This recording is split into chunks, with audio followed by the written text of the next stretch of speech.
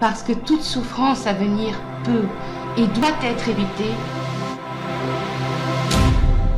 le Parti humaniste veille. Il promeut la non-violence active comme seule option possible pour construire la nation humaine universelle. Bonjour. Voici 8 vérités sur l'armement nucléaire et le lien avec les centrales électronucléaires.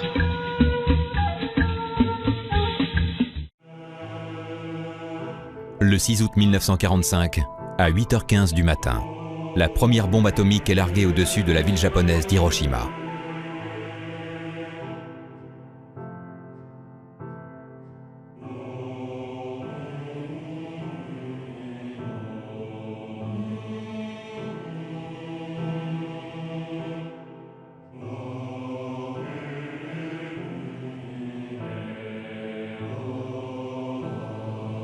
Le monde entre dans l'ère nucléaire.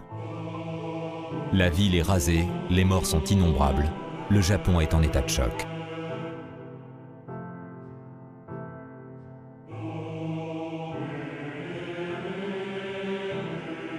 Au Japon, on appelle les survivants d'Hiroshima les Ibakusha, les irradiés.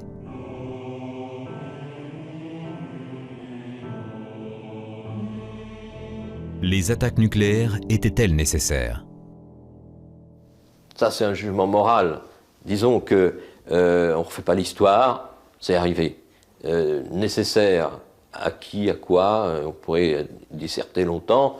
On peut dire dans l'absolu que c'était pas nécessaire parce que les Japonais étaient de toute façon battus. Mais à quoi ça sert de le dire? Puisque de toute façon, ça a eu lieu. De toute façon, on a fabriqué ces armes. Et la question d'aujourd'hui, c'est comment allons-nous réussir à les mettre de côté, à les éliminer, et donc à réaliser ce qui est prévu par les États dans le traité de non-prolifération.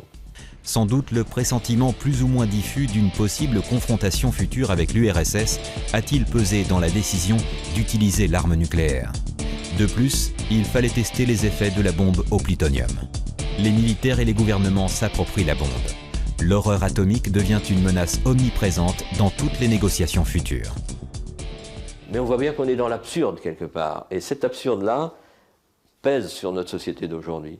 Et il y a pas mal de gens qui commencent à expliquer les malaises du monde d'aujourd'hui par ce pouvoir de destruction totale.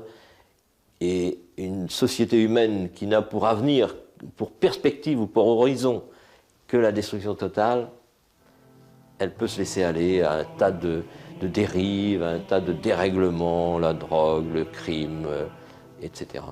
Et je crois que analysons le monde à travers l'arme nucléaire et ça pourra provoquer des décisions nouvelles dans sa gouvernance. Avant même l'explosion des 2 bombes atomiques, le Japon était à genoux. Le potentiel industriel japonais avait été systématiquement visé et détruit par les bombardements massifs des B-29. La marine japonaise n'existe quasiment plus et la plupart des infrastructures du pays sont à rebâtir. Les approvisionnements en matières premières et en produits pétroliers sont coupés. Même le ravitaillement en vivres des populations pose problème. Pour le Japon, l'année 1945 est considérée économiquement comme une année zéro. Tout est à reconstruire. Et ce qui n'est pas détruit est à reconvertir. Le Japon, c'est paradoxalement, après la guerre, économiquement bien développé, mais une des raisons fondamentales, c'est aussi qu'on lui a interdit d'avoir une armée. Et tous ces investissements industriels ont été consacrés à l'industrie, à l'activité économique civile, et on sait ce que ça a donné du point de vue économique. Qu'est-ce que ça nous a fait? Je vais vous raconter la vraie histoire. Celle que nous avons tous vécue, depuis lors. Par un été de plomb de 1945, Robert J. Oppenheimer était prêt à tester la bombe. Le 16 juillet 1945, dans la base de test Trinity près d'Alamogordo au Nouveau-Mexique. Des scientifiques du projet Manhattan, déterminés à réaliser la première bombe atomique, l'avaient fixée à 100 mètres en haut d'une tour, avant de la faire exploser. Personne n'était préparé pour un résultat aussi impressionnant. Un éclair blanc qui brûle et souffle tout.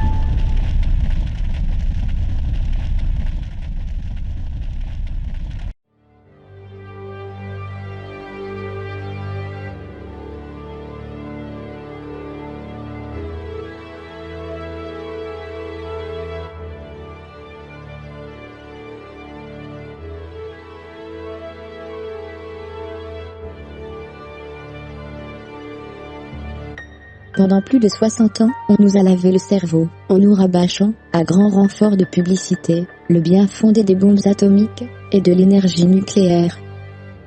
Et toute personne, née après 1950, ne connaît que cette version-là. Last year, the people in advertising. Newspapers, magazines, outdoor, radio and television stations gave $240 million worth of time and effort to these public service causes. Why?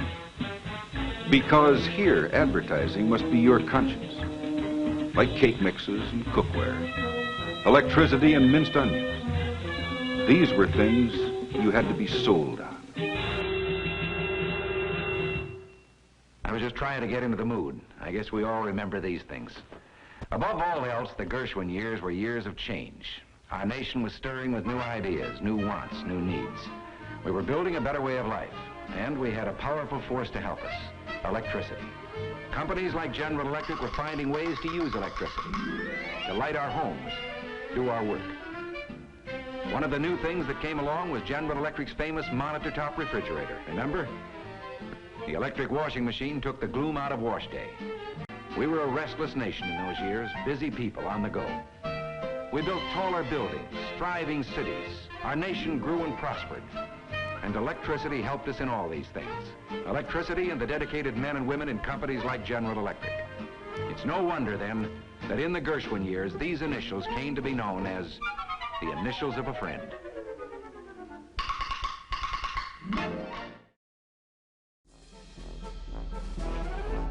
They have created, in us, the habit to use a lot of energy, since it was necessary to consume this electricity for their business. He works in a building of gleaming alloys, where he sits on plastics, writes with plastics, and talks through plastics. Back home, his wife keeps things bright with cleaners and polishes created by chemistry. And in the evening, a television program tells of the wonders coming from nuclear energy. Then to bed, with a flashlight handy just in case.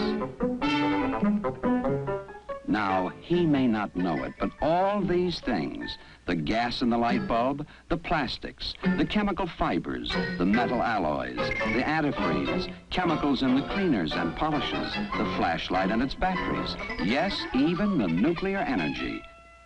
All these and many other good things. Il aura fallu 3 ans pour produire les 64 kg d'uranium-235 pour la bombe d'Hiroshima. Seulement 700 grammes d'uranium entrèrent en fission. Les réacteurs nucléaires consomment de l'uranium enrichi à 6% seulement, et produisirent en quelques mois, les 6 kg de plutonium de la bombe de Nagasaki.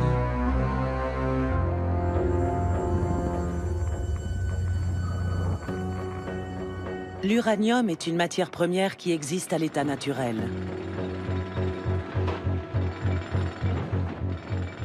Le plutonium est une matière artificielle issue de l'uranium. Il est produit dans le cœur même des réacteurs nucléaires.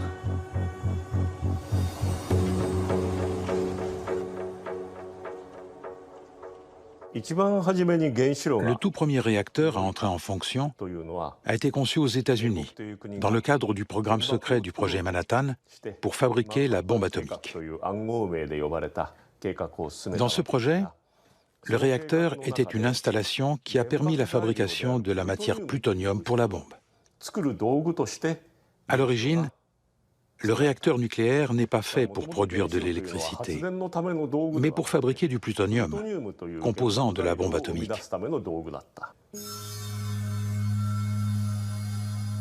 On comprend pourquoi tous les pays qui souhaitent disposer de la bombe atomique veulent posséder les technologies nucléaires pour produire du plutonium. Mais cette production pose de nombreuses questions. Et notamment celle du retraitement des combustibles usés qui sortent. Et maintenant, et de jeter un œil sur les pays qui possèdent l'arme atomique, et ceux qui ont de centrales atomiques, ce sont quasiment les mêmes, exception faite du Japon, sans la bombe, qui revendent le plutonium aux autres. Du parc nucléaire mondial. Les principaux problèmes que l'énergie nucléaire pose à notre Terre se trouvent enchevêtrés dans la production et le commerce d'une matière particulièrement dangereuse. Une matière artificielle d'une puissance incontrôlable qui pollue notre monde pour des milliers d'années. Le plutonium. Graphique établi à partir des chiffres 2016 venant de CIPRI, Institut international de recherche sur la paix de Stockholm. Aucun chiffre sur l'Iran. Israël, entre 80 et 100 têtes nucléaires. Corée du Nord, plus de 10. L'Inde, de 100 à 120 têtes nucléaires. Et le Pakistan, de 70 à 90 têtes nucléaires.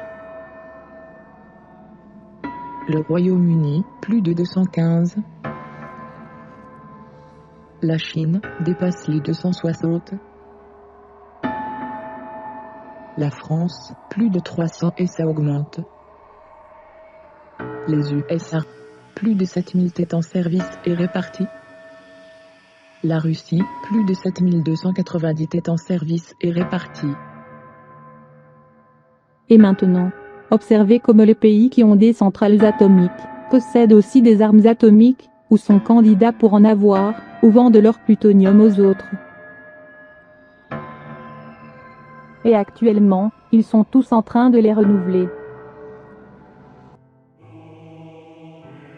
Contamination importante tout au long de la chaîne, extraction très polluante. Entreposage non sécurisé, recyclage non résolu, coût très élevé depuis l'extraction jusqu'au stockage. Fabrication d'armes atomiques et à uranium appauvri, des déchets nucléaires, déversés sur les générations futures pour plus de 300 000 ans. Rien n'est sous contrôle, à l'exception du médical. L'industrie nucléaire est l'une des plus polluantes jamais mises au point, que ce soit sur la nature comme sur les humains, et sans limite. Aucune décence, ni respect, prenant pour preuve la consommation d'eau pour obtenir 1 kg de plutonium. Pour produire 1 kg de salade, il faut environ 25 litres d'eau. Pour produire 1 kg de bœuf, cela demande environ 9700 litres d'eau. Pour produire 1 tonne de plastique, cela environ 2 millions de litres sont nécessaires, mais pour produire 1 tonne de plutonium, il faut plus de 1,6 milliard de litres d'eau. À titre comparatif, en 2002, la population de la région du Sahel était estimée à 837 420 habitants pour une consommation journalière moyenne de 10 litres d'eau par jour par habitant, agriculture plus industrie plus alimentation. Produire 1 tonne de plutonium représente donc la consommation de tout le Sahel pendant 190 jours, et cela pour finir dans une tête nucléaire.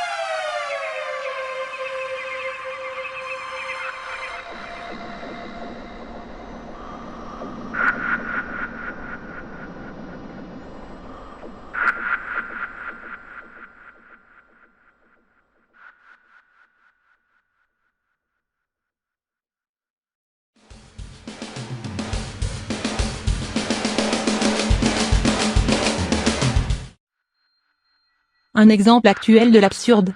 Dans la gestion des déchets nucléaires, dans le Royaume de Belgique, en 2016.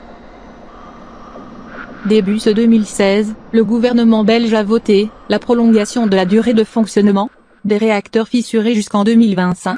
Ceux-ci n'ont qu'une capacité maximale de stockage des déchets que jusqu'en 2022, et il y en a déjà 3260 tonnes sur place, dans de simples entrepôts en tôle. Il faudra y ajouter 370 tonnes de plus pour 2025. C'est absurde, mais c'est dans la même logique qui a débuté en 1945.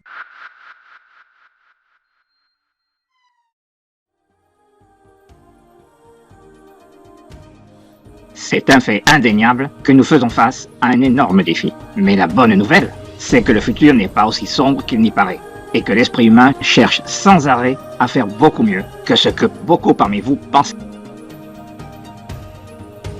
Ces 8 parties ont présenté une vision du monde dans lequel nous vivons, et aussi l'esprit qui anime ce système. En 1945, nous sommes entrés dans l'ère nucléaire d'une façon abjecte. Et nous l'avons accepté sans intervenir. Et nous ne nous le pardonnons pas. Pardonnons-nous-le. Au final, la grande question à laquelle nous devons répondre est: au fur et à mesure que le temps passe, est-ce le bonheur qui grandit en toi et autour de toi ou pas? Ne me demande pas de définir ces mots, réponds selon ce que tu sens.